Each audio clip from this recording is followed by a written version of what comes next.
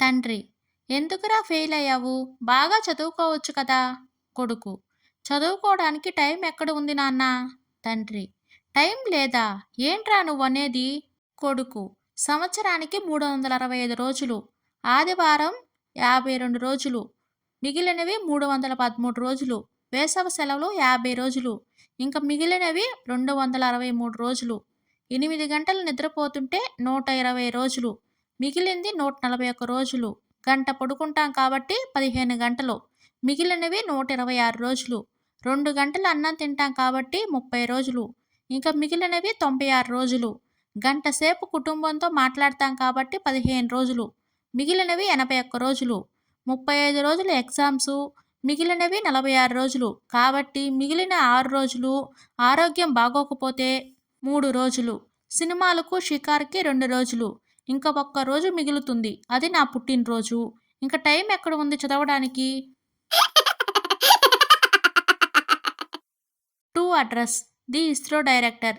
Dear sir, మా ఫ్యామిలీలో 3 ఖగోళ శాస్త్రవేత్తలు ఉన్నారు. ఫస్ట్ మా అమ్మ నా బాల్యంలో నాకు చంద్రుడిని చూపించి గోరి ముద్దలు తినిపించింది. తర్వాత మా నాన్న స్కూల్ ఎగ్గొట్టి ఆటలాడుతుంటే లాగి కొట్టి విశ్వం మొత్తాన్ని చూపించాడు. ఇప్పుడు నా భార్య పట్టపగలే చుక్కలు చూపిస్తుంది. ఈ అర్హతలన్నీ పరిశీలించి మీరు వీరిలో ఎవరికైనా ఉద్యోగం ఇవ్వవచ్చు. గర్ల్ ఫ్రెండ్: నేను మా డాడీతో ఉన్నాను. మా BMW కార్ రిపేర్ కావడంతో ఈరోజు బెంజ్ కార్లో షాపింగ్కి వచ్చాను.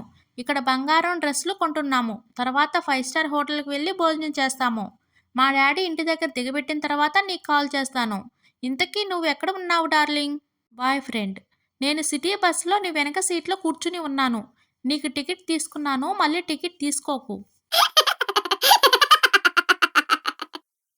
భార్యాభర్తలిద్దరూ గొడవ పడుతూ భర్త కోపంగా: నువ్వంటే నాకేమన్నా భయం అనుకున్నావా?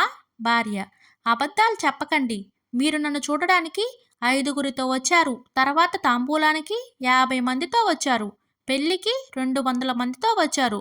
మరి నేను మీ ఇంటికి ఒక్కదాన్నే వచ్చాను. చందు: ఏరా, డబ్బులు ఎప్పుడు ఇస్తావురా? వినయ్: నెక్స్ట్ ఇయర్ ఇచ్చేస్తాను. చందు: నెల రోజుల్లో ఇస్తాను అని చెప్పావు. నెక్స్ట్ ఇయర్ ఇస్తాను అంటావా? 2 రోజుల్లో నా డబ్బులు నాకు ఇచ్చేయాలి. వినయ్: నేను కూడా అదే చెప్పాను కదరా. నెక్స్ట్ ఇయర్ అంటే 2 రోజుల్లో వస్తుంది కదా.